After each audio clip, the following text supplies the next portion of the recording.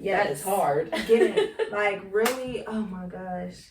That's so real, because one, especially with the hair, because this still be happening to me today, like, especially men in my family, because they're not, you know, the men in my family are not as progressive thinking, you know what I mean? Yeah. So, like, my brother and my cousins will see me and be like, what the hell is wrong with your hair? And I'm like, shut the fuck up. Like, listen. These are my twisties. And when I do my baby hairs, it's a look for me. For my personal style. Yes. You feel me? So, like, let me live.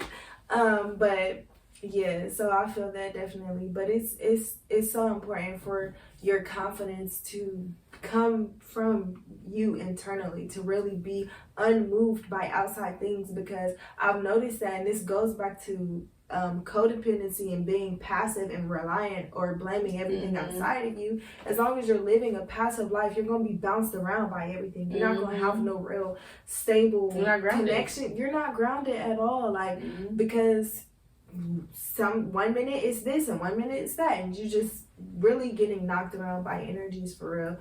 And yeah, like, it's just so important. And somebody had tweeted, this girl I follow, she actually be talking about ancestral veneration and stuff a lot too.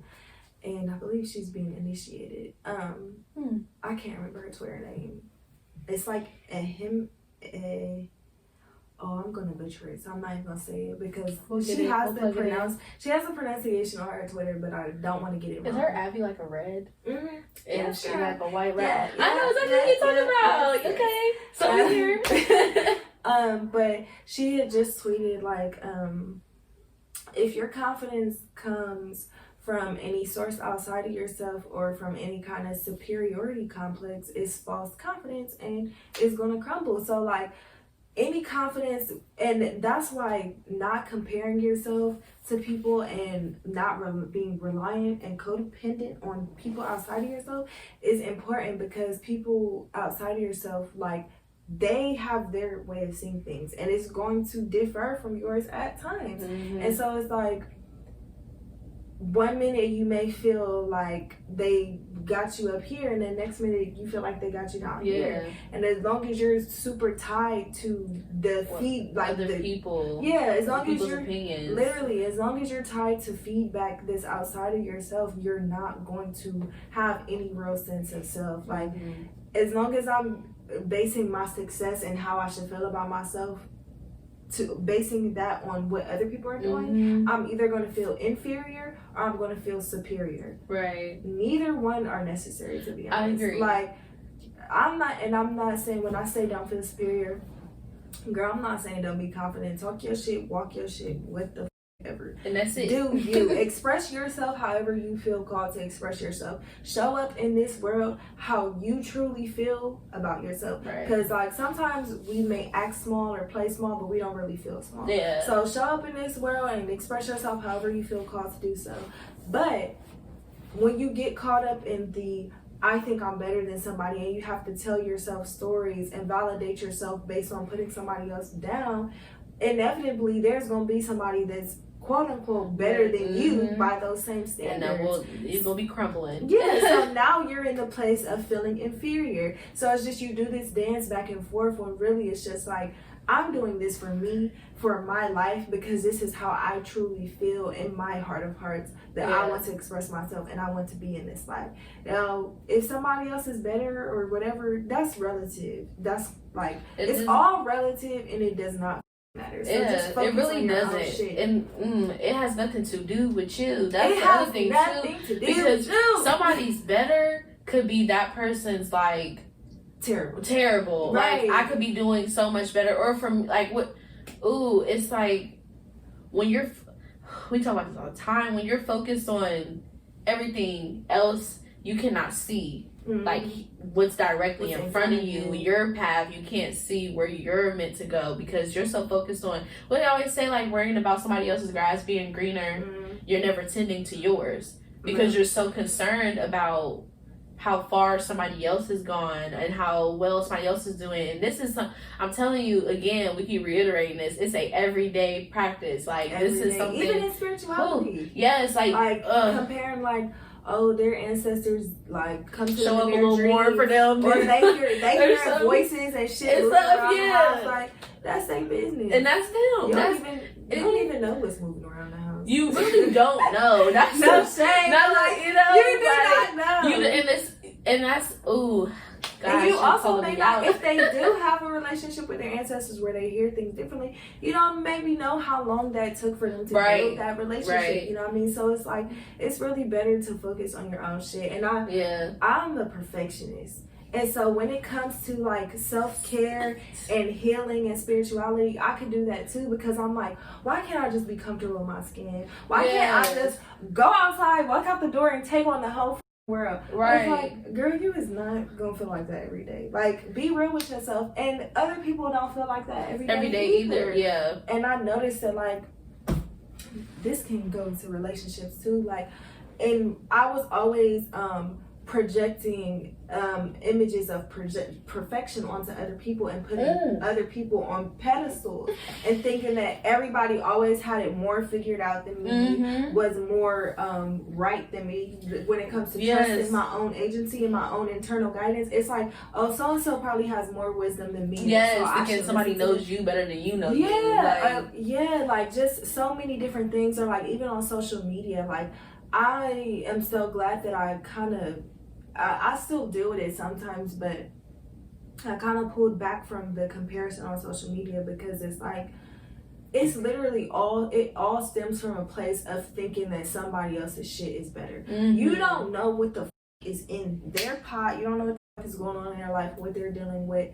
And regardless, like, it doesn't matter, you have your own stuff. Like, right. And it just, I don't know, I was always projecting this expectation onto people that everybody else was perfect and I was the only flawed one. Yeah. You know what I mean? I was the only one with feelings and like that up. I'm the only, you know, that makes mistakes. Yeah, like, I'm always wrong or whatever. And that's really, that belief has been just being proved so wrong. And even just when it comes to projecting expectations on people, period, of how they're supposed to express themselves or how they're supposed to show up. Me projecting expectations on others is a result of and a reflection of me doing that to myself.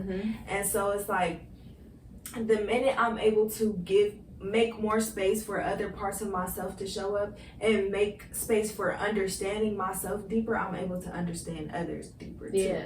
Because I feel like, I don't know, I feel like my relationships up until this point, because we was talking about relationships, and I feel like I had to really learn, like, what are relationships to me? What does a relationship even consist of? And I'm not just talking about romantic here, but period. Like, what does a friendship mean to me?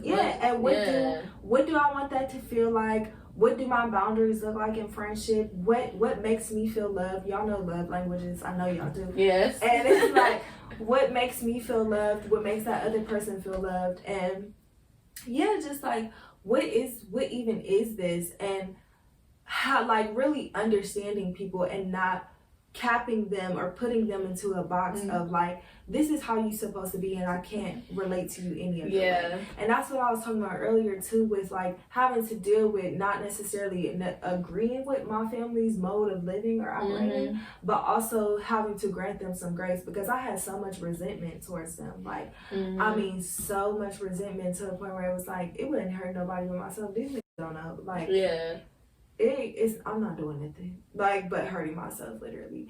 And I had to realize, like, okay, I can feel like these things happen to me and still try to accept or understand them, because everybody is the way they are for a reason. Right. And I don't know, like, I don't know if it was, I'm weak because I just thought of Jada audience.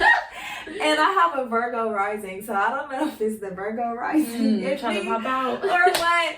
But it's like, I would try to like micromanage people almost, and like, it was like, but it wasn't an overt kind of control. So it was my own perceptions or whatever. But when people wouldn't meet those like what you created, what I created for them in my mind, I'm like, I'm just sitting back like, you let me down. You let me down. Like, and not even like it was like something wrong with them, but I would just always push the relationship away, or like, I don't know. It's just so many different layers that go into relationships and understanding them and finding your tribe and like also. I had never even shot a friendship shot before. I realized that all my friendships was based on other people approaching me, and I had decided like maybe it's time to start doing things different. Yeah, because me relationships.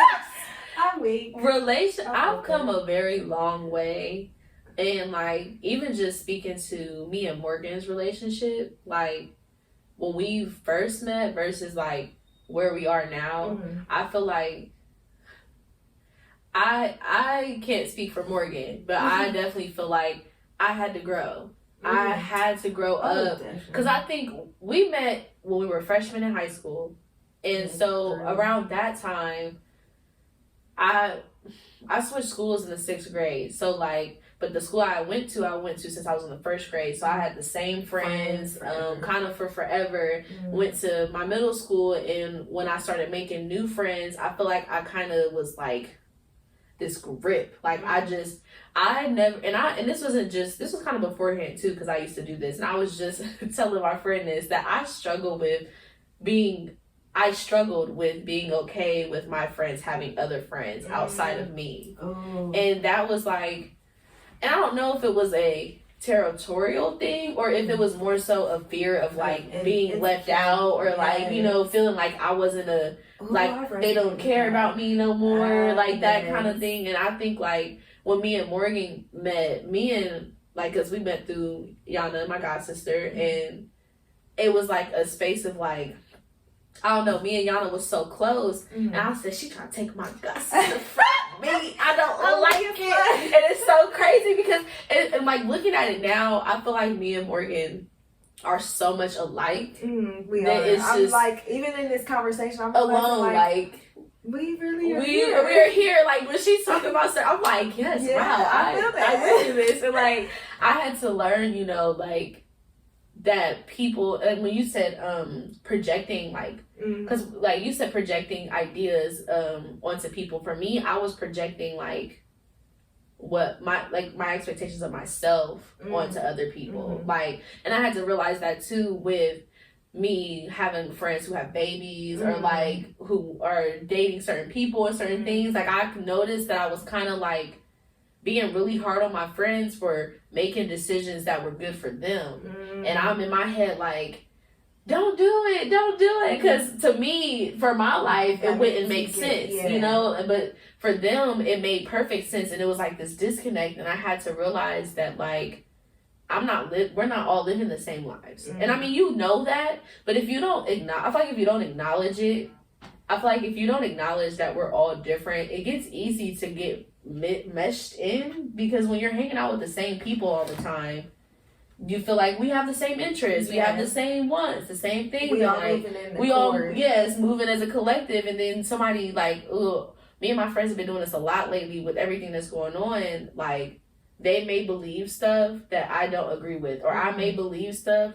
that they don't agree with. Like I'll be talking about the hood healer, and some of my friends do not like the hood healer, and I get it. But you know, it's like this disconnect. It's like I had to learn that we all just learn differently, we grow differently, and I couldn't be selfish with my friends anymore. Like, and I think I learned my lesson because in 2017, 2018, I lost all my friends. Like, was going through a period where, because I came home from Clark, just like you, depressed as hell. Like, I was going to school, but it was very much get up, go to class, go to work, do homework, smoke a blunt, go to sleep. That was literally every single day. And so I was in this space where I had friends, but we were like dependent on each other for happiness, for fun, for love, for anything. And so when my friends separated from me and kind of started doing their own thing, it was like, I felt personally attacked. I'm like, why don't they want to be my friend? And then it's like all these friendships started to kind of fall apart. And I'm like, oh my goodness, why am I losing all my friends? What is going on? And I actually, because I just made a post on my Instagram recently about my friends, and I just realized like that because I've always wanted to find my tribe. I've always wanted to find like those friends that, you know, we just were here. and we get along very well. But then I realized that my tribe kind of naturally formed itself once I started to better myself. Once I kind of got into a position of like not judging my friends, not like, or judging myself, not being so like hard on me. Because I feel like the way, like you said, the way you treat yourself, you'll treat other people that same way. And so I feel like for me, once I started giving myself a little more grace and like just being more of a friend to myself than an enemy, I feel like it made it easier for me to identify my real friends who were like doing the same, you know, kind of positively affirming me and being there for me. But when you're really in your head, you're very clouded. So it's hard to decipher like those friendships and like all that stuff. So I really kind of had to quiet that negative self-talk, that noise that I was hearing, because I couldn't really like pinpoint who was a friend, who wasn't, like who am I spending my time with. So I think like healthy relationships has definitely been it's been my struggle point, because I also realized that my relationships, not just dating but friendships, have been impacted by my relationship with my father. And connecting that was a lot, because I had to heal from that to move forward into more positive spaces. But it's like you got to go to the root first before you can kind of move through the rest. It's like you can't really like start in the middle. You really kind of just gotta work your way through it. So I'm still like, even today, you know, learning how to work through stuff and taking people as they are and not being so critical. Because I think, of course, we have expectations. We have things that, like for me, I have boundaries that I don't want people to cross. Standards and expectations are different. I like to consider standards as in like things that we need as people. So it's like, I want to be around like-minded people. Right. I need alone time to myself, which is a boundary. Like boundaries, stuff like that we just straight up need. Expectations, I think, are a matter of illusion and perceptions. And expectations are often unfair. So I like to differentiate standards from expectations. Yes. So I feel like standards are kind of like, this is what that's a set tone. Like that's just a precedent. Like you know, when people say like, I want this in a partner, I want trust, love, this and the third, and you like that's the standard, you know, like trusting them and loving them and all that stuff. So I kind of feel, I get that, where it's like you kind of just have a set. Everybody wants good friends. Everybody wants friends that are like-minded or trustworthy, or how you said, like you do have that boundary of, I need personal space sometimes. Like everybody kind of has their standards and expectations, like you said, are illusion based, but I feel like they're also like, there are things that you kind of create for, you're trying to, it's like you create them to control other people's behavior. Which is not really controlling anything. It doesn't even happen that. It doesn't, because like, my counselor tells me all the time, like, she had to call me out because she was like, you can't expect somebody to create boundaries for you and then want them to follow them. Like if you don't you have to create your own boundaries and stand in them and enforce them. The other person's not going to do that for you. So I had to, you know, just kind of just learning that like if you have your set standards, people who really care about you will abide by your standards. And actually, oh my gosh, I was watching A Different Road today, and she was like, but what if I tell him no, I don't want to marry him, and he leaves me? And I said, well, he don't love you, girl. Like, I had to think to myself, like, you know, because if a person really, I feel like if somebody really genuinely cares about you, they respect your no's, they respect your boundaries, and even if they don't, you don't have to accept my no. You can aim to understand it. But yes, I think we can disagree and still be one in a place of oneness and I'm not expecting the people around me to be yes men and be like, yes, that's right, healthy. Everything. That's not healthy at all. And I think doing that, I hate that, because doing stuff like that just excuses certain behaviors. It like allows for people to act a certain way just because, or to do certain things. I hate that. I am the way I am and this is it. That kills me. Because I feel like we're always growing. every single day. And so when people are very just like, well, this is me. Like, I mean, I feel like you can say, I am who I am and I like me. And if it's a positive, if you're coming from a positive, like, space of like, you know, I am who I am and I'm trying to grow every day. Like, but if you know you out here like wrong, hurting people, not really like living a good life, to be honest, like not really living in a space of like integrity. Yes, integrity. I don't like well, this is who I am. Yeah. And people who just choose to be stagnant. Yeah. And like, it's one thing to admit like the truth, but it's like, okay, so are you gonna do anything about it? Yeah, because I mean, you can not do something, but you gonna be not doing something by yourself with no friends, alone. Yeah, like man. Okay. Crazy. Like I had to cut people off because of that too. Like, and I think initially it feels like I'm cutting you off because you're not a good friend. I'm cutting you off because we fell out about this one thing. But like just looking back at like certain friendships, I'm like, no, I cut that person off because they don't care about me, because they don't want to change, because they think their behavior is acceptable. Like, oh my gosh, I was like, I just got like, but you right. This is what Bell Hooks be talking about in her book, you know, and just like it's all tied together. Like, we bring it back to the point. Like people, I don't know. I just have. And that does go right in. That goes right into it because we are both. I'm gonna pull it up. We are both reading. I don't know if Morgan's done, but no, I'm reading. I'm only on chapter 4. How far did you get? I'm on page 11. It's okay.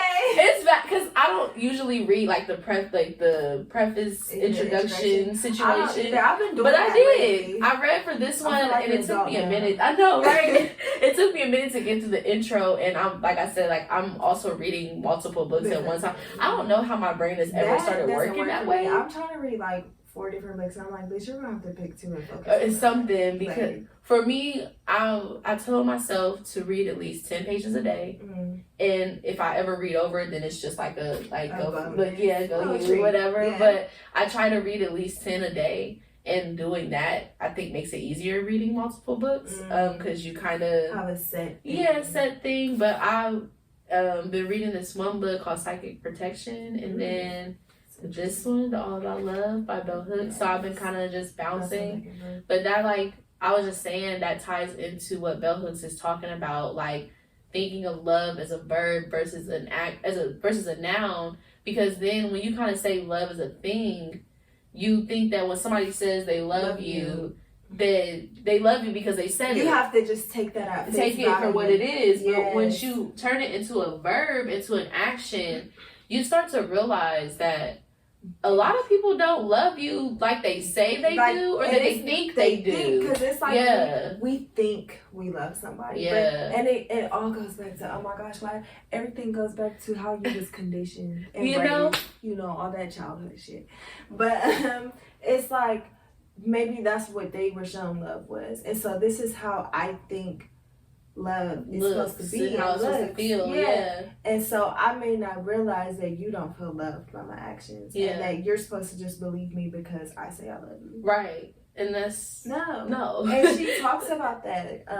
She talks about lovelessness in our society, how we're a society who lacks love because we have not clearly defined what love is for ourselves. Yeah. And it's not like there has to be a universal definition of love, because there can't be, realistically speaking. Yeah. But like, if we knew that in order to love, we have to first know what love means to us and first clearly define it for us, we would probably have a lot more love present in our lives. And you know what? I'm going to go home and journal on what love is. What love is to me. That's a good. That's a journal topic for y'all. Yes. What love is. What is love to me? Yeah. What makes me feel loved? What is evidence that I am loved? How do I love others? How do I know if I'm lying to myself and I really don't love somebody? Or how can I love people more? How do I identify what isn't love and what is love? Because that's the thing that I've been paying attention to. Like, once I started thinking of love as a verb, it has become so much easier. Because like I can think about my, I don't know what to call him, my friend. Yeah, but y'all know some quotations around that. You know, those spicy friend. My spicy friend. Like when me and him first, we've been dealing with each other. And I say dealing with each other because it's like, when you are trying to merge your life with somebody else, you are in a sense trying to deal with them just as much as they trying to deal with themselves. It's just, and as much as you trying to deal with yourself. So it's just a lot of dealing happening. Girl, and talk about it. We've been dealing with each other for about almost 3 years going on now, and I noticed just in this year alone how much he's actually been showing me that he loves me versus in the past it was a lot of I love you but I'm not gonna but I love you but I'm not going to hold myself accountable when I hurt you. I love you but I'm not going to think about you before I make certain decisions. Those kind of things. And you have to identify because a person can say that they love you and not really mean it. Or they could mean it and not love you in the way you deserve, in the way that you need, in the capacity that you need it. Because to me, love does not look like abuse and meanness and anger. Growing up, that was kind of my, again, back to my father, that was not a nurturing relationship. And we've talked about this, and I always said, you were a good father, but you weren't a nurturing parent. And because of that, I look for, I just realized that I like mean niggas. And not that I like, mean dudes for real, but it's because I was a familiarity. Yes, exactly. You're used to that dynamic. You attract that. Yes. And then it's and it's not even just the people I date. It's in my friendships too. It's in my friendships. And so I was like, wow, I had to identify that part of me that attracts those kind of people, or who wants to be around those kind of people. What do I like in that? And I think once I identified that he was, this is before I had the language, because I just started reading Bell Hooks books, so this is before I had the language to speak on it. But once I started identifying you're not loving me in the way that I want, there was a shift. But I think the issue is, I don't think that people choose to not love you. It's just in some cases. In some cases, for sure. People know they wrong. And they, we're not saying it. Is what's that word that can be applied to both sexes? I don't know. Unisex is the word I'm thinking of, but I don't know if that's the word you was thinking of. Yeah. But I do. People can people purposely hurt people all the time, and it's insane to me. But they can get away with it. But I feel like sometimes you don't have the language to talk about the love you want. People don't have the language to talk about not knowing how to give you the love you want. And that's what I think in this relationship I have learned. Because I think we're so conditioned to end relationships that don't look like what we thought our love life was supposed to look like. Which makes sense because, of course you want what you want. You like what you like. But I had to learn that as a healer, as somebody that has healing energy. So first of all, we're all broken. Just to lay it out there, we're all broken. And you're not going to find a perfect person anywhere. And so I had to have that conversation with myself. And then as a healer, I tend to attract very broken people. And not in a bad, not I'm judging them or anything, because I'm broken too. Shit, we in this together. But I realized that I tend to attract people who always want help, need something, need help. And with that, I had to learn how to kind of not be so flip to end my relationship because it doesn't look like what I thought love was supposed to look like. Because not one person will ever know what love looks like to you, because we all grew up interacting with love differently. And so sometimes for me, I like when people like take the load off. When you do a task or something that I could have done, did you do it for me? Sometimes people don't like that. Sometimes people like to do everything themselves, but they need you to be there to talk at the end of the night. And so it's just give them props. Yes, acknowledge exactly. So it's just I had to learn that everybody loves differently, and then I also had to learn what love looked like to me. Like, I know what society says. Of course, society is like, leave this, in these relationships because they not treating you how you want to be treated. But I think I'm in an in-between space, because I do feel like some shit you just don't need to deal with. And if you know, like, what that stuff is. Because you know when you're being disrespected. Right, exactly. So it's a matter of, there is space and room, and this is a relationship where we can have a conversation. Yeah. And we can possibly work on healing. Mm-hmm. Whereas, like, you're just being disrespectful. Like, I definitely feel like I could be with somebody who's trying, or date somebody who is at least like making that active effort every day to show up and do better, but once it turns into like, because what I realized about the guy that I'm dating is that I had kind of given him these tools to go through the healing, to move through the self-work. And when you're dating people, you move through their problems and heal them and process it way faster than they ever will, because it's like, from the outside looking in, you can see clearly what's going on. Yeah. And so for me, I already had done that work in a sense for him. So once we had got into it one time, and his inner child showed up in an argument that we were having, I knew, like,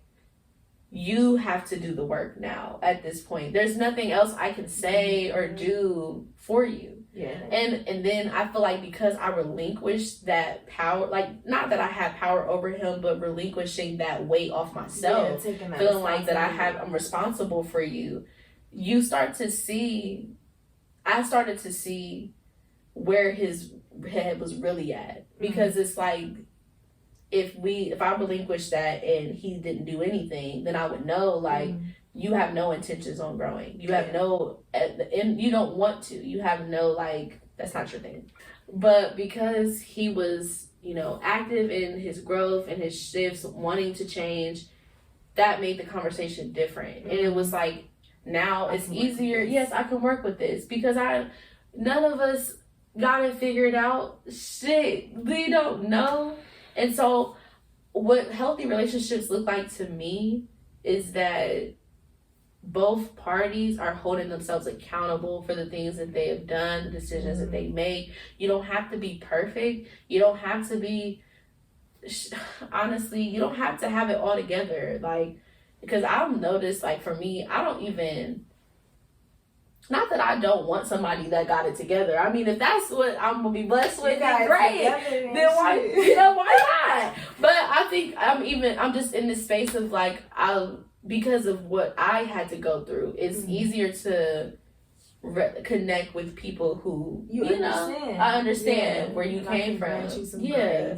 And so it's just finding a healthy balance between granting grace and accepting disrespect. It's like finding a balance between, and only you know, like you said, what's enough for you and what is disrespect for you. Because I think a lot of times, and this just happened to me yesterday, it's a lot of times we talk to our friends, we talk to our family, and they say what they think is good for you, and you kind of lean in on that because they know you and you trust them. However, they don't know your partner. They don't know who your friends you're dealing with. They don't know they will never fully grasp the situation in the ways that you do. Yes. So that's why we go back into that respecting yourself and having that discernment, like knowing that you know that you're in the know. Like I'm in the know. Like, and that's like, I feel like that saves you a lot. Like going back to that confidence and just like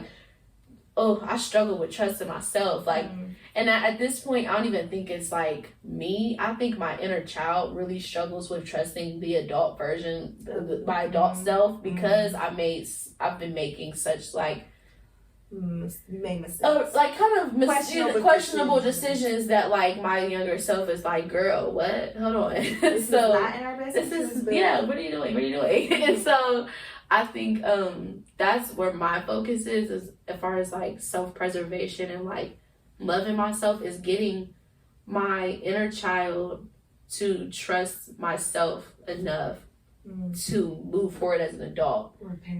Repairing the home. And then getting my lower self to trust my higher self enough to know that I'm like in tune and that I am sound. And I can trust myself. Like when you said something like about the root chakra, I was just watching chakra videos this morning and yesterday. Like that's kind of where my focus has been shifting. It's just really, because I noticed that I'm very, again, Aquarius, air sign, very in the clouds. And I feel like air signs, we especially have to ground ourselves. I feel like a lot more. At some point, like it feels like we have to do it all the time because it is easy for us to be very like, I feel like in the space I'm in now, I'm very much in the world, but not of the world right now. And so because I'm here physically and not mentally, it's been very difficult to ground myself because I'm like, I'm here, but I ain't really here for real, y'all. I ain't really here for real. So that's, I think for me, self-preservation really has just been looking like grounding myself in my beliefs and in my faith and listening to other people, but taking what I need and releasing what I don't, not holding, like letting people's opinions hold so much weight. And kind of just, sometimes you really just gotta sit down and be like, where are we? What are we doing? What's really going on in here? Like up here, like, so I think that's where I've been. Like and it's like difficult because with Corona and quarantine, nothing is really moving. So it's like you don't really see the progress, if that makes sense. Like you don't really see it. Until we have evidence of it in the real world. Yes, it's like, because when it comes to healing yourself, self-love, self-preservation, all that, it's very much over time results. Like it's not like you tell yourself you love yourself one day and then boom, you in love. Like no, it's a very much reaffirming. Yes, it's like affirming and reaffirming, discussing with yourself, like really having conversations with yourself. If you're not comfortable with talking to yourself, writing things out. For me, like I've been trying to get more in tune with my dreams, like you know, trying to kind of just find different ways to connect myself, because I think the world, it's always, even though again we're in Corona, everything's slow, but the world is still moving. Right, we're still moving. We're still moving. Like the world is moving and we're moving because we're nature. I'm about to sound all spacey and shit. It's okay. But like we're very much still a part of nature, and so it's like while these things are happening in our like government and as far as like socially, you know, and politically, we're still moving and there's still things happening with us on a micro scale. And that's why it's it's still moving. We're still moving, and that's why it's so interesting right now. It's because it's like, how is my movement fit into this non-movement? And I think it's like, if like how you say we're still moving, but it feels like we're so stagnant. It's like every day is still happening. The months are still moving by and time is still doing its thing, but at the same time, like life can feel stagnant in this. Like it could feel like it's the same every day. Like I promise you, when this all first started, I was going to the grocery store like once a week. It felt like I was like kind of getting in this cycle of like sameness, the same. And you kind of have to create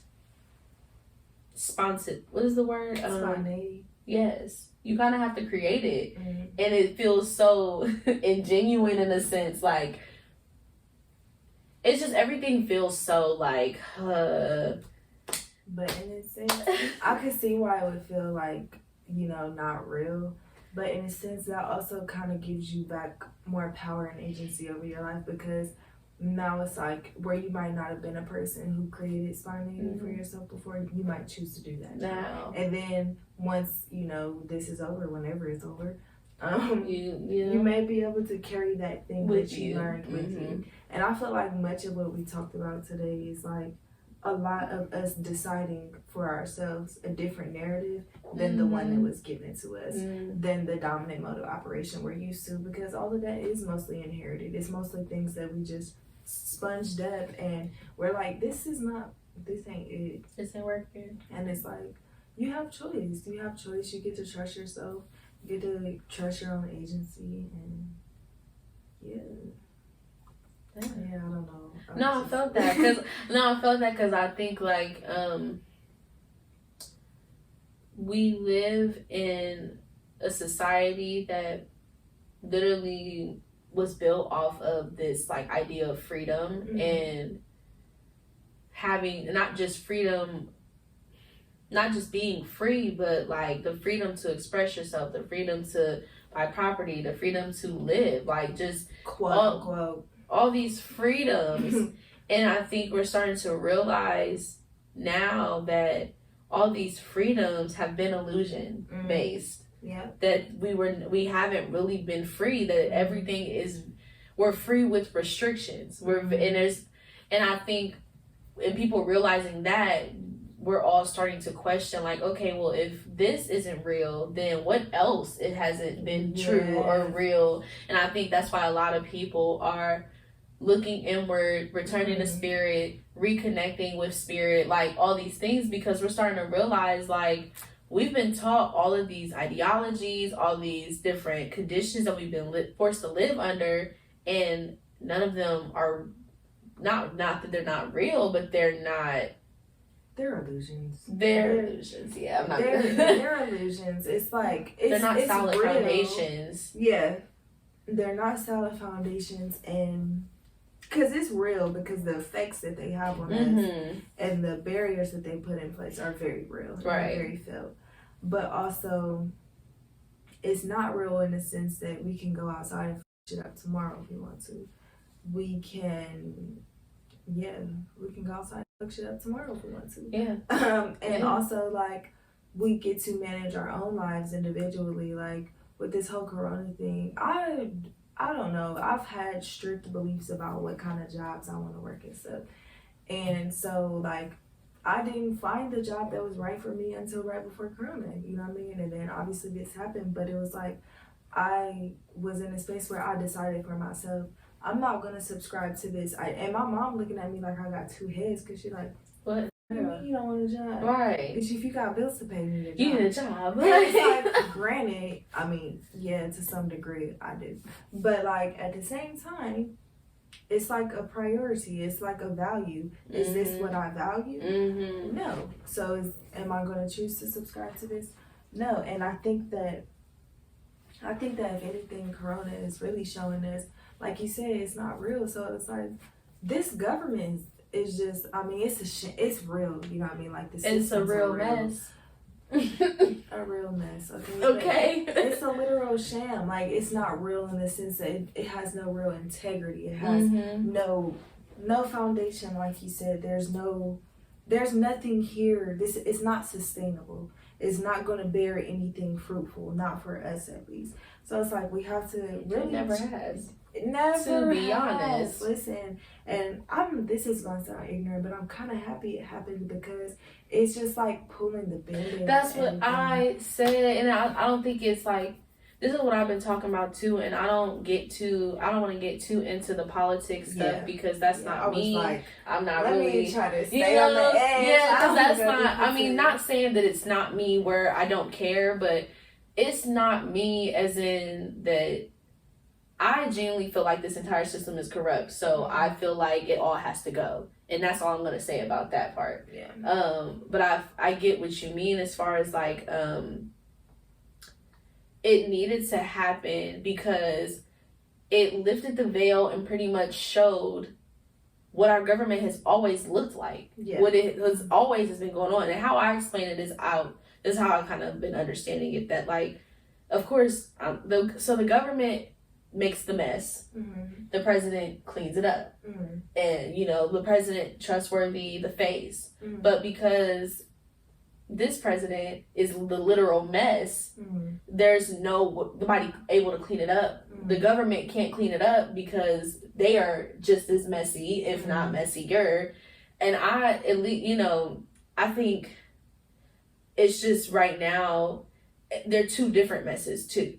So they're not on the same page of messiness. So it's like a lot of different things keep coming out that they can't contain anymore because the president is not there to clean it up and keep it centered. And so I think, like, of course, like, no one wanted a pandemic to happen. No one wanted Donald Trump to be president. No one wanted these things to happen. And yet, it's so crazy because I don't know if this is what you were getting at, but a lot of my friends have said to me, and I think it's so funny because you were like, I don't want to sound ignorant, but a lot of my friends have said to me, the pandemic is bad, but my life has been pretty good since it started. And I think with that people ain't working. That says a lot. Yeah, like that says a lot. All of this is like based on having to have little worker bees to maintain the colony type shit. And it's like people are feeling a greater sense of peace and fulfillment and freedom in their own lives because it's like, I'm not, shit, the world is in shambles, but this is the most peace I ever got in my life. You know what I mean? And that's a shame. That's literally a shame. Like, shame on our country, shame on these systems, and shame on these who keep the shit in place. Yeah. And it's like, even like when you're talking about the messes happening within our government, it's even happening like, on a micro scale as far as individual states or whatever. And y'all gonna have to fact check this yourselves, but because I still haven't fact checked it either. But I saw something earlier and I didn't read the thread. I didn't click on the article, but I read enough to know that it didn't sound like bullshit. But basically I saw something talking about how in New Orleans, I believe it was in New Orleans. If it's not New Orleans, it was in another part of Louisiana. But the garbage workers or whatever, they went on strike, right? Because they're like, this wage is not enough. We're essential workers and we're basically out here risking our lives every day, dealing with the filthiest shit you can do. And so they were like going on strike to raise their wages or whatever. So because these niggas on strike, like I said, you need to fact check this yourself. But it said that they hired, they didn't hire them because they're not paying them, prisoners. So it's like prison labor. And technically, like somebody had put in quotations like, well, this is legal slavery technically. Because it's like, they talk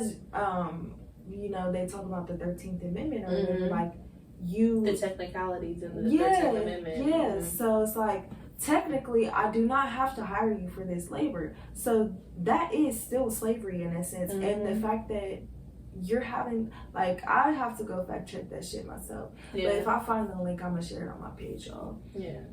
But yeah, it was like, I don't know. I was just like, I read the headline. I need to go read the article. But, if that is true, it wouldn't be surprising to me. It wouldn't. Yeah, I would say if you're not familiar, hopefully you are. I'm not going to, say too much because I just got really familiar with it. But the 13th Amendment basically says, like, you are free. It's basically saying you're free unless you commit a crime. Yeah, and if you commit a crime, once you're a prisoner, you can technically be considered a slave again. Yeah, basically. And it hasn't been updated. So that was like a long ass time ago, and it hasn't been updated since then. And that's how we have the prison. Like, that's how prison systems are the way they are today. That's why mass incarceration is so heavy, and that's why a lot of Black men, Latinx men, and minority men are in jail.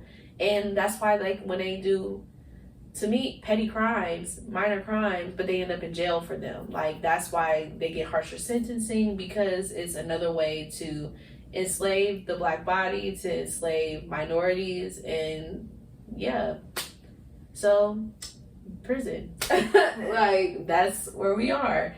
And I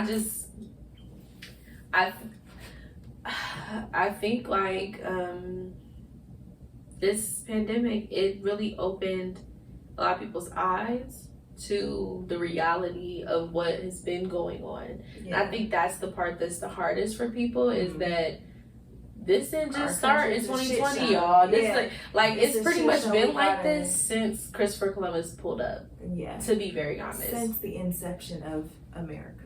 Yeah. Like the United States of America. United States. And by the way, I do want to consider the people who have been negatively affected by COVID. When I say that I'm glad this happened, I do consider those people, and my condolences to anybody who has been like severely impacted by this. Lost a loved one, lost or anything people, like that. Jobs, homes, whatever. It is so. Even the doctors and stuff. Definitely send my condolences. Man, even when I go to get food and the workers, I try to tip a decent amount, because even that, like, somebody said, putting yourself in danger for food so people can eat, you know? And somebody was like, if you can't afford to tip right now, you don't need to be eating out, because these people are literally like making their living in the middle of a pandemic by being in these spaces. So that you can eat.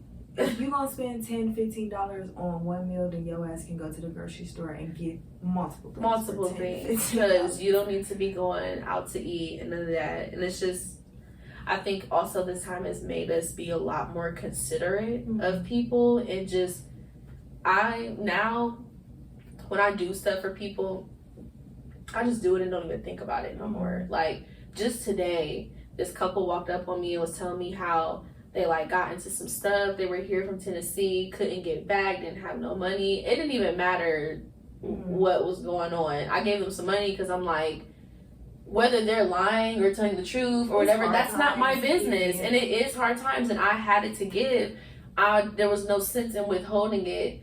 I can't do shit with it. We can't go nowhere. We can't do nothing. So it's like, why? I mean, yes, of course, we want to have emergency money. You don't want to put yourself in debt trying to help somebody else. Yeah. But if you know you got it, I don't have an issue with extending a hand. And I think that's what has kind of, what I've noticed about myself shifting is, like, I don't even think about giving anymore. It's just like, we need a more and not necessarily saying to give free money to everybody, but we need a more community-based mindset.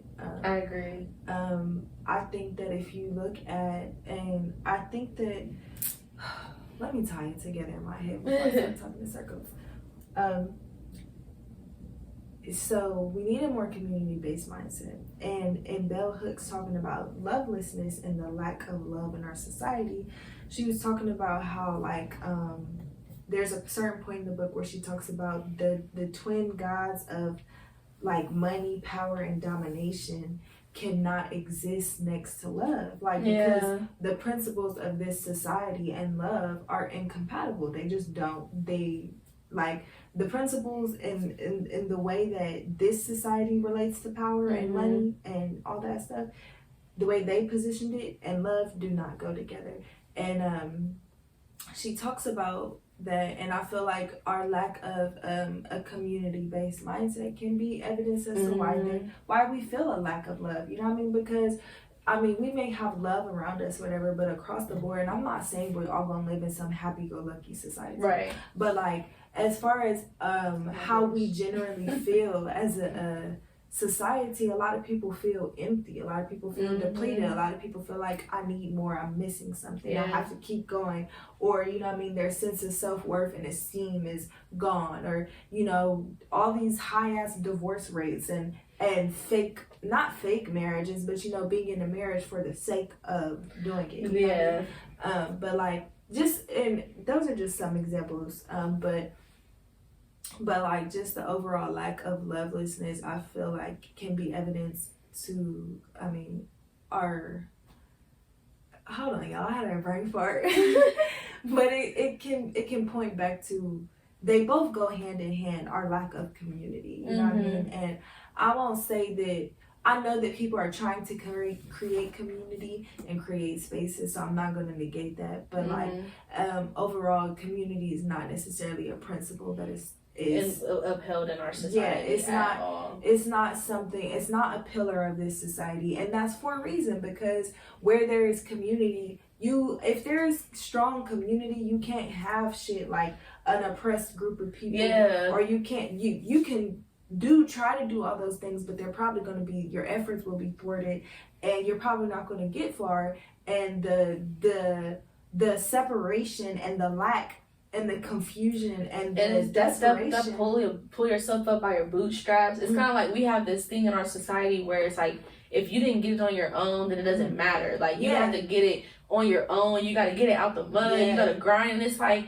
well, why do I have to get it out the mud when I know this person who did it and this person? It's like we don't latch. And that's, mentorship has been so key to my life.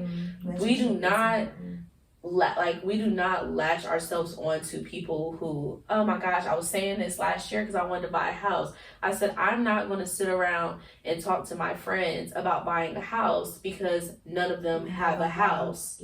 Why not go to a community or go to a group of people who have the knowledge that you have to get the information you need? And I think that's the thing too, is we're so set on being right and being correct, or being politically correct, or our point being the right point. I think we're so set on like being right that we miss out. And this was on Insecure. She said, do you want to be right or in a relationship? And that is facts. Because when it comes to community building, and I mean, there are rights and wrongs, but when it comes to dealing with people and emotions and experiences and all that stuff, to me, there's no right and wrong way to deal with people.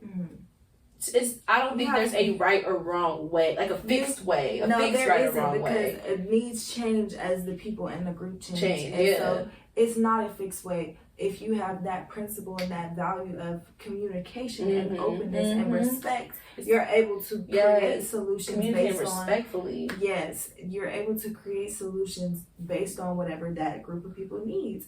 And what I was about to say was, and Bell Hooks points this out in her book, or low-key, that's where I got the idea from, is that capitalism has to create a feeling of lack, has to create low self-esteem, has to create separation and division and all of these things to even survive as a structure.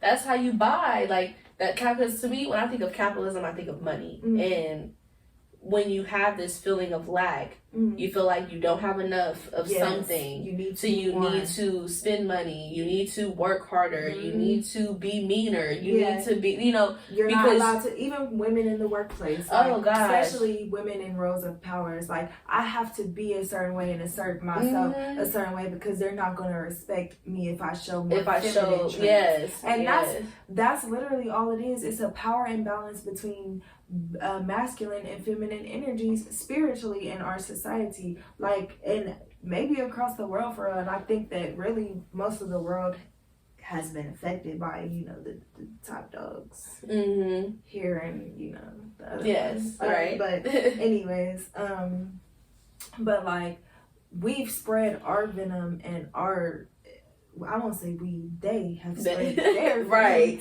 and their ill perception of the world and things way it should be around the world. So there is this imbalance of masculine and feminine, and we don't know how to combine the two. We don't know how to interact with each other. Like we don't know how to balance the two within ourselves. I would say it's crazy because we got both. Yeah, we do. You are, whether you're as a woman, I have both masculine and feminine. The presence of the masculine and feminine within me. And I think that everybody does. And this, honestly, this goes back into bell hooks again, because I and I may be naive in saying this, but I do not feel like, because people would say this all the time. I've been hearing this since I was in high school, that our generation does not believe in love and that we hate love and this, that, and the third. And I've gotten can't be anything further from the truth. But that's what I'm saying. I got to this point where I feel like we actually love so much that we will neglect ourselves to find love in other people and other places. We love it so much that we don't give a shit about ourselves until we find it in other spaces. And it's so backwards, because love starts from inward, from looking inward and from here. And that's kind of what our society has conditioned us to do as well. Finding love outside of ourselves. And that goes into the capitalist mindset, that you'll find love in materialistic things, in money, or in big, you know, in having things, when it's, and I talk about this, or I've like heard this, like talk about celebrities who commit suicide, who have all the money, have all the things that they want. Like, that is literal, tangible proof that having money doesn't mean shit. Like, it doesn't mean shit. And so that's why, you know, I think it's interesting when we talk about lovelessness, because I do feel like our society lacks a general understanding of what love should look like. But I feel like we want it so badly that we do anything. That's also, so two things. What you were saying about what we were both pointing out about the what capitalism needs to thrive, and like feeling complete or whatever. She was talking about advertising and how you're always advertised to look a certain way, to be a certain way, to express yourself a certain way. So if I'm too feminine, that's a problem. If I'm too masculine, that's a problem. If I'm too colorful, that's a problem. If I like all black, that's a problem. It's like everything you do. Anyways, but I think also that we yearn for love so much that we will do anything to protect ourselves from feeling denied. From feeling like we're not deserving of it, or lovable. And I think that's why that's why the opposite of love manifests the way it does so strongly, and everybody's like, nobody loves each other, and everybody's angry, and kids are walking around angry today. All of that anger comes from a feeling of having been denied love. So you love so much that you're going to adapt its complete opposite to protect yourself from ever being hurt from it ever. And that's literally like, that is, you can see that evidence in so many places. And that, when you said it, it made me think about, we keep going back to always show my dad. That anger, it's like that wall was built because I don't want to be disappointed by you no more. I don't want to I don't want to feel like I'm expecting something that you can't deliver.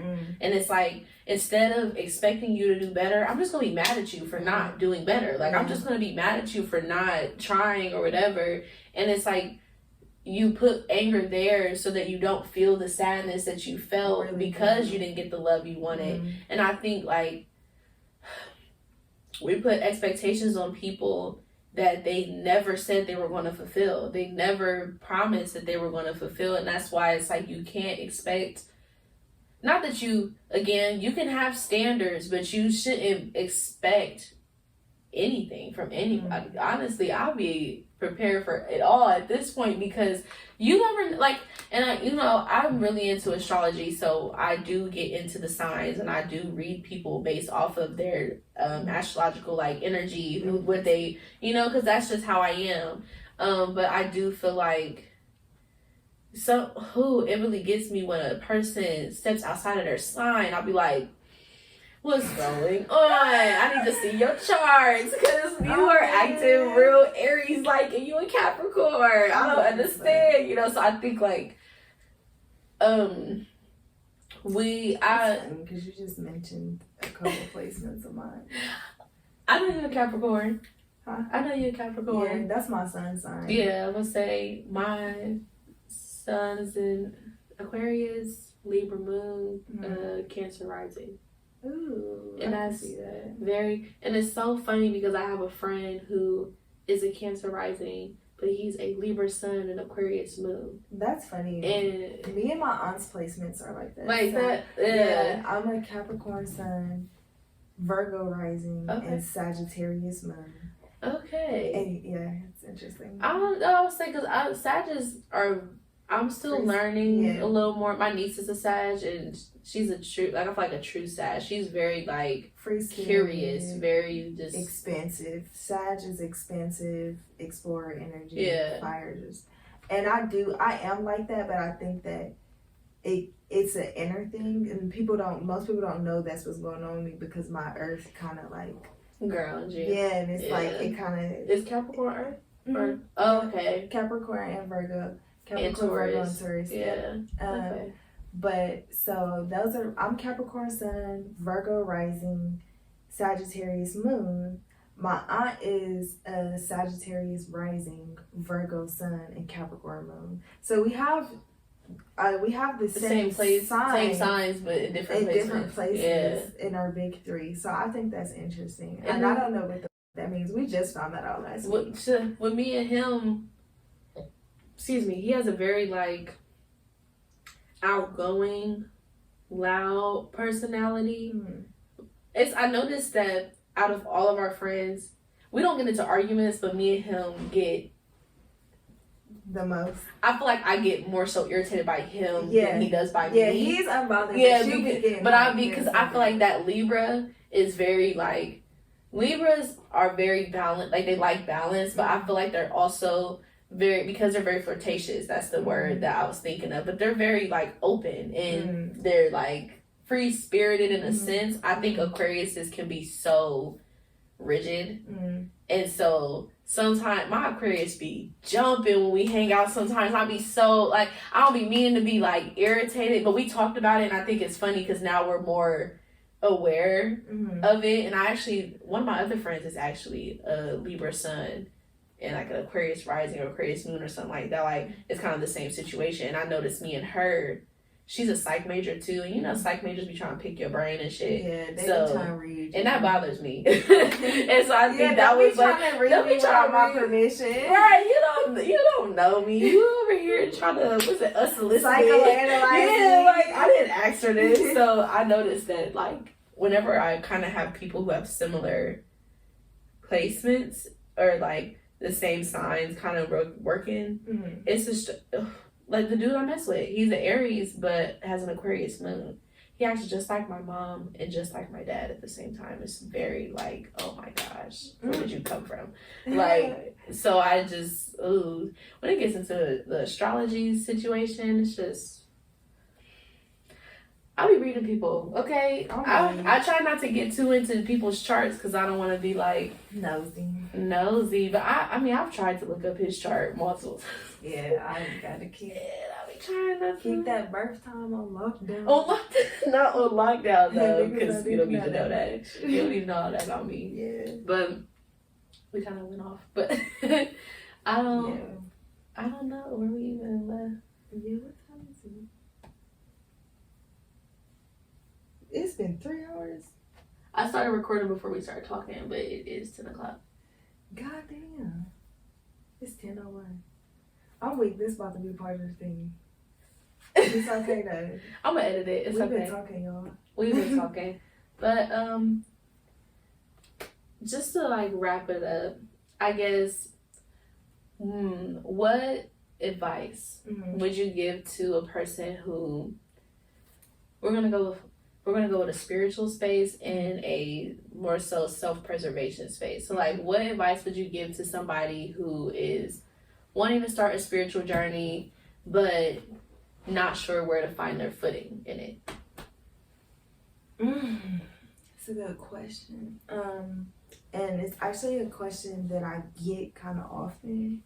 Well, I won't say I get it often. I don't know. But I feel like I'm always telling somebody how to start out spiritually. And what I do tell people is do not get overwhelmed and do not feel like you have to take everything in right away. So mostly listen to yourself and do what resonates with you at your own pace.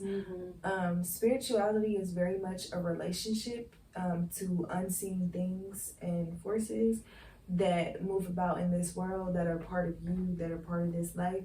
And eventually you'll come to a point where you understand what that means for you.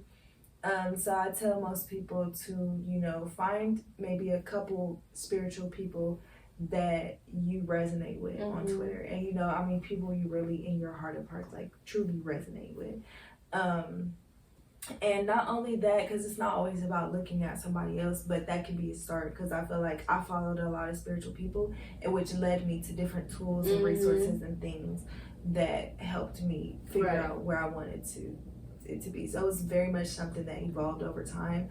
But YouTube has plenty of resources, literally Google, but mostly like go to YouTube first, because it's better to hear things when somebody's explaining something. Visualization too. Yes, and it's visual, so it's like it keeps you drawn in or whatever. And then Google is like, it's cool, but that like the first thing that's popped up is some shit everybody read. If that's fine, you could, like, if that's cool with you, that's fine. That's not. It's nothing wrong. Yeah, nothing wrong starting there, because it kind of gives you a general idea. It gives you a general idea. Yeah. Yeah, but like depending on what you're looking for, I don't know, it just depends on what you're looking for. So definitely YouTube. I recommend to everybody prayer and journaling. Prayer will change your life, and I know that we tend to think of prayer in a Christian sense.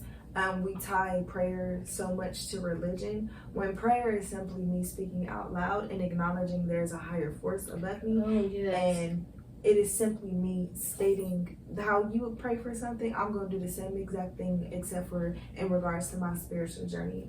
God guided me spiritually and placed the things and the people I need in my path to get me to where I'm going, and to uncover, whatever needs to be uncovered with me, or to facilitate and catalyze the growth that needs to happen within me. Powerful prayer. Girl, listen. Prayer. Listen. The And word. the spirit be listening. Okay, and that's all the time. And that's why, like, it may sound mundane to be like journal and prayer, but when you ask God for something, because it's like I could tell you what to look at or whatever, but it's way different when you yourself go home and you ask God for yourself. Yeah, if you ask God to place something in your path, He will give you something that is individualized for you, and you will know that came directly from God, and it is not a mistake. You know what I mean? So definitely pray for God's guidance, and ask God to show up in your life, and ask to be spiritually protected from lower energies and things like that, and anything that's not in alignment. Whenever I pray prayers of protection, because in dealing with divination and just ancestral veneration or whatever, I feel like the spirit realm is very much just like the earth realm, like where you're coming into contact with so many different energies, and you have to cleanse. Yeah, clean you have yourself. to cleanse. You know what I mean? Like, I go outside and I have a hot ass day and I'm hugging everybody and bumping up against everything. I gotta go home and take a shower. It's the same thing spiritually with yourself, but also it's the same thing spiritually with the things you're interacting with. So always pray prayers of protection over yourself. And one of the things I say is only the honorable ancestors who are here to protect me, who are here in alignment with my highest good, and who are here from a genuine space of wanting to heal and wanting to share and facilitate love, or protect me from any lower energies that have ill intentions and are not in alignment with my highest good, or any energies that may try to harm or destroy me. Shit like that. What I'm saying, when I used to do tarot, I used to close my day, and so I will always like kind of go in a shuffling space and be like, I will always ask spirit, I always acknowledge spirit, my ancestors, and my spirit guides. Like, my angels and spirit guides are kind of a interchangeable word, right? But I always acknowledge those three: spirits, ancestors, spirit guides, right? And I ask all of them I always say, whatever may have come up during this reading that does not belong to me, I ask that it returns back to wherever it came from. Because for me, I don't have like a clear idea of the spiritual realm and what is and what isn't. So you just have to make a general statement of like, whatever is not meant to be here, whatever does not belong to me and is not serving me, let it please. And like another plug-in for prayer, because I had to really work with myself with prayer too. Because I remember I was in high school, this dude told me, I cuss in my prayers. He was like, God know me. He know what a cuss word is. He know my heart. And like hearing that was like, what? I don't cuss at God. What? But I think as I got older, I started to realize like even small thank yous. Like I literally, like God blessed me with something the other day and I literally saw it, said thank you spirit, and went right back to sleep. Even that is like a prayer. That's a thanks, that's gratitude. It's acknowledging that spirit is working in your life. You recognize God's presence. It's acknowledging God's presence. Like it don't even have to be a long drawn out prayer. It could literally just be thank you for waking me up today, and that's the prayer. It's simple. It's really simple. It's all about intention. That's your intention is what's going to guide you and what's going to align you with what you need spiritually. So get clear with yourself of what it is you want to get out your spiritual journey, what you're embarking on your spiritual journey for, and then go ahead and ask God for those things. And then also journal, because I was telling somebody else that, how I was saying earlier, that the mundane is spiritual for me, you know what I mean? So I very much see how I express myself and how I show up in this world and the things that I'm dealing with as tied to me spiritually, or tied to my spiritual life or whatever. So it's like you journaling or whatever and figuring out certain things about yourself and having revelations and epiphanies about yourself can help you spiritually. Not only journaling about your emotions, but even just journaling, talking to God, journaling about what you saw that day, how you felt that day, how what may be a sign for you. Just journal and keep record of everything you can. And journaling is a form of prayer too, if you choose to go into it with that intention. You're scribing. That's like literally, writing is using so much spell work. I feel like that's the quickest way. People say like meditation is the quickest way to connect with spirit, but I personally feel like writing is the quickest, and I won't say easiest, but it is to me. It's the simplest way to, because once you start writing, again, spirit sees and hears everything. So once you start writing, it's all there. And I feel like for me, meditation is a little more difficult because that takes a lot of like focus on your end. And for somebody like me, I'm very all over the place, so it's hard for me to center myself. But writing is definitely where I feel like spirit speaks to me the most. Even if like spirit's not like literally writing back to me, that's where I get the most like I get the most revelations, the most like if I get the most answers when I start writing, because everything is in one place. I can go back and see it, and I'm like, okay, I prayed for this, asked for this, and now I have this, and this. Kind of just finding ways to. I feel like the ultimate goal for me is connecting to my higher self and connecting to spirit. So as long as what you're doing is giving you that kind of like feeling, I feel like it's okay. Like it doesn't have to be like a whole thing. It doesn't have to be anything extravagant. Literally, it's spirituality is simple. And all it takes is your intention and whatever tools you have on hand. You can get some people resonate with crystals, some people don't. You can look into chakras. I haven't done that much research on chakras, but I do acknowledge that it resonates with me, but it's like not something that that's dire. Yeah, like it's not in your spiritual self-care. Yeah, but it might be for somebody else. Yeah, and I'm actually starting to integrate it more. I feel that too. I've been identifying with it more, because what I'm realizing about chakras is that it's a lot of visualization.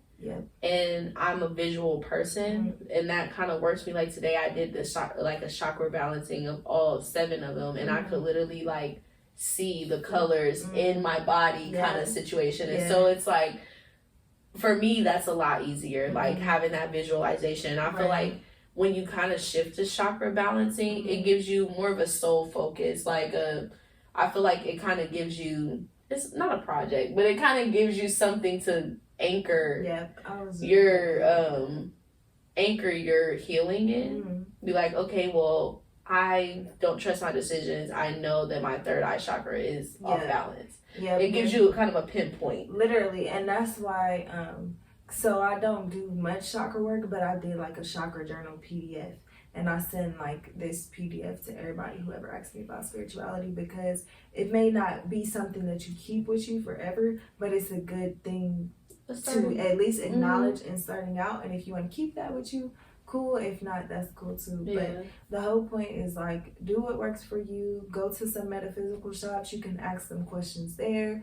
Like I said, Google and YouTube are your best friend, especially YouTube. Reddit is cool. Reddit is low-key underrated for real, because it's like regular ass people like me and you talking, you know what I mean? Okay. And not that it's not that on Google, but it's like more formal and professional, because it's like I gotta write an advertisement for this website. I mean, I gotta put up a, you know, kind of a little blurb situation. Yeah. So it's like, you know, that's their job, whereas Reddit is like, you know, different people bringing in their experiences. I didn't even think about Reddit. Yeah, I like rediscovered Reddit, I think like last summer or something. I'm like, this shit underrated for real. Okay, I might get into that. Yeah, like, because that's where, when I had tried psychedelics, like I got all my info from Reddit for real. We might have to talk about that. Talk, girl. Okay, and so advice on self-preservation. I guess, let's see, what do you think is, because we talked about self-love, self-healing, healthy relationships, but like,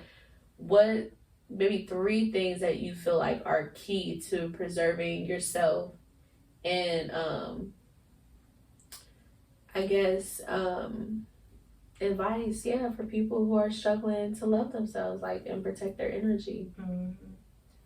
This is actually something I'm still figuring out myself, but I think that some things that some conclusions I've came to really recently, to be honest, like as recent as yesterday.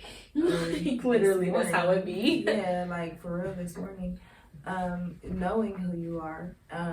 So, I mean, in order to preserve anything, you have to know what the fuck it is you're preserving. So, like, I have to know myself before I try to preserve myself, because I may be trying to preserve something that's not real. That doesn't really resonate with me anymore. Like, I have to, I think self-preservation is based on knowing who you really are and being able to honor that and saying, I value this part of myself, so I'm going to preserve it. So to value yourself, you have to know yourself. Knowing yourself, I feel like owning your power and acknowledging your power, and that means, you know, saying, okay, I have the power to create this boundary in my relationship, and then I also have the power, and it is my responsibility to uphold that boundary or to enforce that boundary, or, you know what I mean? I have the power to express myself in this way, and even though that's not how I've expressed myself before,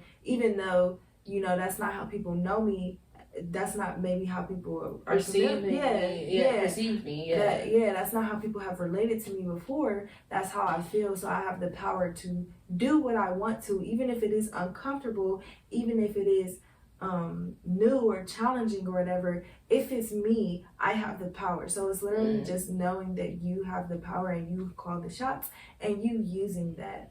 So knowing yourself, and I feel like knowing yourself and valuing yourself. So knowing yourself, valuing yourself, I don't know, I feel like they go hand in hand. I feel like they do, but they're 2 different things.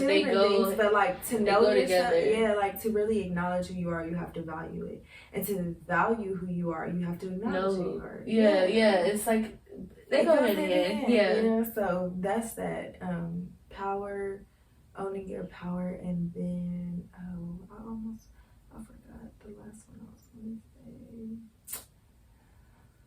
Self-preservation.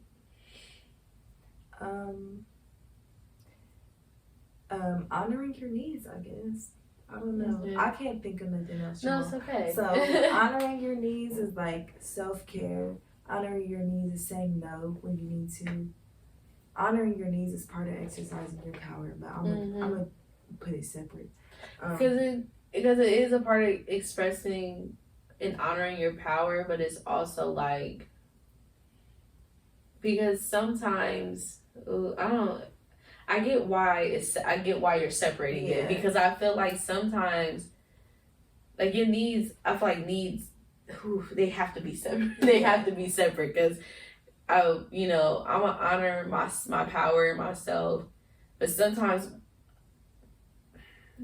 other people kind of have to honor your needs in a sense. If that makes you honor your needs, but in a way, I don't know how to explain it. It's not that people fulfill your needs, but like you yourself fulfill your needs, but people can fulfill your needs as well. So it's like it's honoring your power to decide what your needs are and I'm respecting your needs, or I can't think of how to put it, but I get where you're like where you're going is like honoring your own power, knowing that you can decide what your needs are, you decide your boundaries and all that, but honoring your needs as in not like compromising what you need, and that's out. I feel like that's outside of your power because sometimes like certain things that you need don't necessarily have to do with like you honoring your power or whatever. It's just this is just what I need as a person, right? And honoring your needs is just being willing to compromise, but not completely not sacrifice yourself. Yeah, it's not sacrificing yourself. Compromise yourself to a fault. You know what I mean? Or there was another word I was looking for, but I can't think of it. But yeah. So like literally honoring your needs, so it can be like this relationship is sufficient and sustainable, or it's not, or honoring your needs as in like I know that I need to do yoga every day or carve out personal time for myself for me to feel well, you know what I mean, for my own well-being. Or I need to eat this, I need to incorporate these foods into my diet for me to have a more fulfilling life and wake up energized. It all goes hand in hand. Because honoring your needs to live in your power kind of thing. Yep. And knowing yourself to value yourself and value yourself to know yourself. It all kind of, once you get one thing going and you get the other thing going, and then you kind of get a rhythm. Yeah. You kind of get a rhythm. Yeah, they all go hand in hand. And it's, again, these are just our opinions, our experiences. Yes, that is important. It's, all of our experiences are unique. They, of course, like, you can try the things that we've talked about here and see how they work for you. But like Morgan was saying, I always encourage doing research because I feel like a lot of times you can take stuff at face value, like, take things that people say and run with it and let that be that. Yeah, you can't do that. You kind of, I don't encourage it. Don't blindly follow or listen to anybody. Oh my gosh, and I have to work on that too, because I think especially in these times that could be easy with the way the world is going. If somebody sound like they making sense, I'm gonna just latch onto them. And I think it's like we're all trying to figure shit out, and we need somebody to look to. So like that. But try to avoid groupthink. Try to avoid groupthink. Look at her whipping off the psychology. Because it's easy to fall into it, but as long as you stay focused on. What I feel like is as long as you stay focused on the end goal, which to me is reaching your higher self, then everything else will kind of fall in line. Because if all your actions are, if you're doing things with the intention to reach your higher self, then everything will fall in place, I feel like. Like as long as you're honoring yourself and living in your truth and acknowledging what needs to be acknowledged, addressing the wounds and being real with yourself, because that's really what it is just being real with yourself, getting down to the nitty gritty shit that you really don't want to get to. As long as you're, and again, it's not a fun place to live in most of the time. It is very hard, and that's why a lot of people turn away from it. But if you feel inspired, encouraged to kind of start a spiritual journey, know that like, to me, the reward in the end is, what is it? To me, the reward is freedom. It's like your soul is reaching a higher consciousness. To me, I don't know what's coming. Well, we don't know what happens after death. We don't know all those things. But for me, I genuinely feel like if you live a good life, or at least attempt to live a good life, and you put in your best foot forward, like as long as your intentions are well, I feel like, you're going to be rewarded in the end. And that's where I'm at with it. Like, not that I'm looking for a reward, but I know that you'll get what you need. You'll get that. It's a sense of fulfillment. I found spirituality because I felt like the outside world wasn't fulfilling me. I felt like 2 + 2 wasn't adding up to 4. Things wasn't making sense. Shit wasn't. And I need to clear it up. Yeah, and that was my whole basis of spirituality. It was like I felt like the physical realm is lying to me, the spiritual realm ain't gonna lie. Right. So that's how I incorporated my spirituality. That was my basis for everything. And it's like, as long as you have that intention, like you said, you're going to, if it's not necessarily, it is a reward. Like it could be a reward, whatever, but it's a sense of fulfillment that you're looking for. You know what I mean? So yeah. It'll bring you to what you're trying to find. You'll find it, trust me. Oh, for sure. Spirit got all of what you need, to be honest. Everything. Whatever you're looking for, you will find it. For sure. It may take some time, or it may not immediately reveal itself, but they're just like, even, and it's like, once you open yourself up to the spiritual world, you kind of realize like that there's so many things that you thought you couldn't have that you are naturally designed to have access to. There's so many things that you thought you would never be able to participate in or never be able to see yourself in. Like, it's crazy. Like, just in these last few months alone, like, when I started to speak abundance over my life, it's so crazy how abundant I have become. Like, how fruitful I have become. Like, the things that I've created have produced, are producing things. And so once you start really like speaking that truth, living that life, and believing that stuff about yourself, really believing what's naturally true, what's natural, what's very real. It's very real. Like, believing these things that your ancestors are guiding you, they start to show up for you, for real. They show up, and they always are, but That's why I said prayer, because prayer and affirmation go hand in hand to me. Prayer, affirmation, manifesting, it's all the same. So you affirming abundance over yourself is essentially a prayer. The prayer, affirmation is essentially a prayer. Prayer is just affirmation. And like I said, like, you pray, it's gonna find you. It'll find you. It's gonna them things you asking for are gonna show up. It's inevitable. It always happens. Yeah, say so. If it's not coming to you the way that you want it to, or like right when you just give it some time. Patience. It requires patience. Spirit teaches you patience. For sure. I'm like, look, you learn a lot, but we talked a lot. We said a lot. Yes. I hope that this episode, listen, I feel you. I was tired. This episode was like, we've tried to film this episode so many times. There has been a bunch of mishaps, a lot of stuff, but I think for me, it's just, this stuff is so prominent. It's so prominent in my life that it is like, it's touchy. It's hard talking about it sometimes because, you believe what you believe. And I just was like, we about to have this conversation for everybody to hear. I understand. But I be putting myself out there low key, so I don't ever think about it until after. After it's already said and done. Oh, I forgot that not everybody thinks like that. Yeah, exactly. You know what I mean? Not everybody. Some niggas really at home think I'm crazy. That's okay. I think that's a part of stepping into your power too. Like, oh, for sure. Just in any aspect, whether it's some spirituality, believing in something you want to do, like, you for sure gonna have some people be like, what the fuck are you even talking about? But later on, they're gonna be like, oh.